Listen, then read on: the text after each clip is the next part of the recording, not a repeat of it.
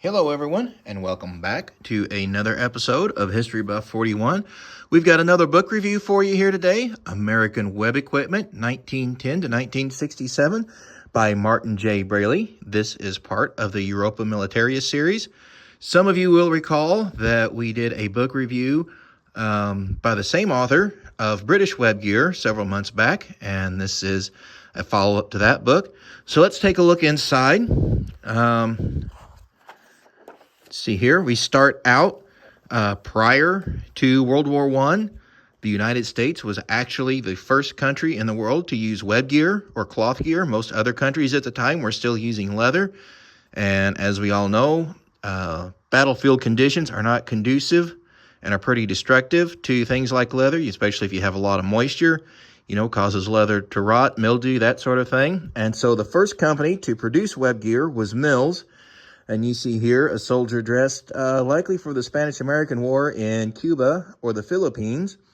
And he has his Krag rifle, and he has some sort of a sack there that would hold a number of personal items. And then you see here the Mills belt, which held individual rifle cartridges. And there's, I don't know, another bag of some kind under his arm. Can't really see.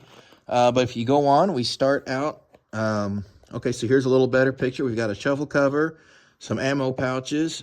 These are actually looking closer. This is more the model 1910 era equipment that replaced some of the earlier Spanish-American War stuff, but you still see there the ammo belt with the individual loops. You can see it's pretty wide, and hence there aren't any eyelets like you would see in the model 1910 and later web gear that was used World War I, World War II, Korea, Vietnam, that we're all so familiar with. So let's turn the page here. We see some period photographs from World War I, and as we get into it a little bit further, you see a little bit of everything. You see collar discs here, identifying different branches of the military. You see unit-marked equipment. This was obviously earlier in the war, perhaps even slightly pre-war. These are the lower for the backpacks at the time. Then we change more. You see the complete set here with your 1903 Springfield. Then you see another view of the set with ammo belt and tunic and your entrenchment tool. We see some more. Here's a period photograph from a field manual at the time showing the ideal setup for your gear, for all of your kit. You've got your upper and your lower backpack. You got your meat can pouch, canteen with cover, first aid kit, etc., etc.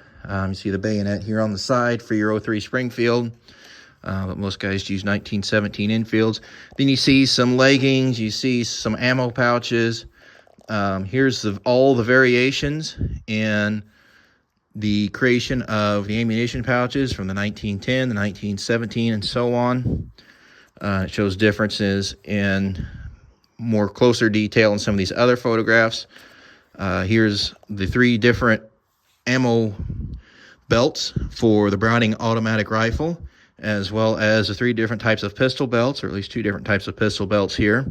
This one here is cavalry's. You can see there it has a little hanger on it to hang your sword from.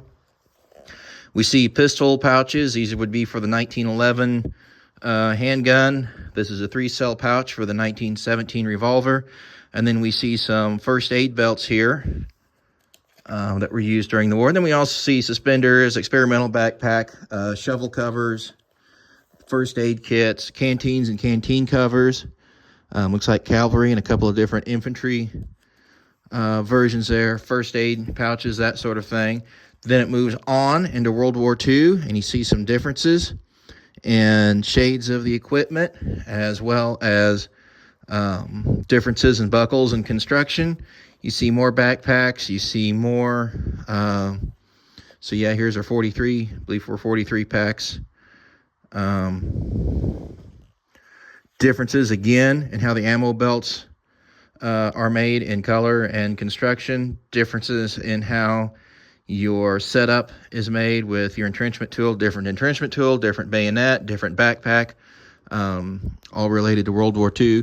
More BAR belts, more pistol belts, more suspenders, leggings, etc. Shovel covers, updated versions of that. You see some here that are very similar to what were used in World War I, and then you see some differences here that are from in World War II.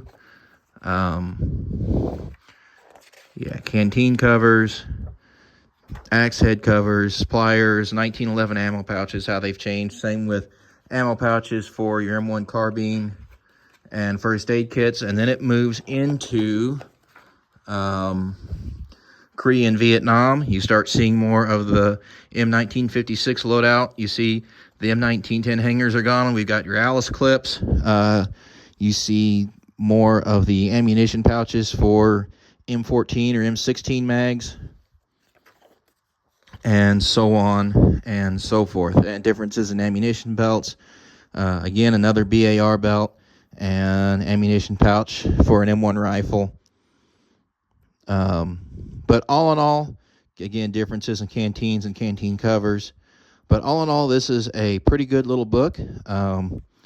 Retail, depending where you're at, is around 20 bucks, $15 or $20. Great little book, great read. Lots and lots of information in here. And, at $20, it's fairly inexpensive as far as reference books goes. But there's a lot of really good color photographs, some period photographs.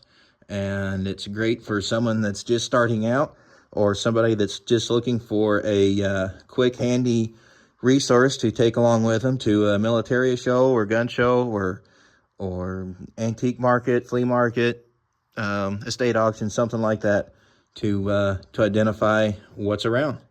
So thanks again for watching. Please be sure to like, share, and subscribe to my videos and our channel. Thanks. Bye.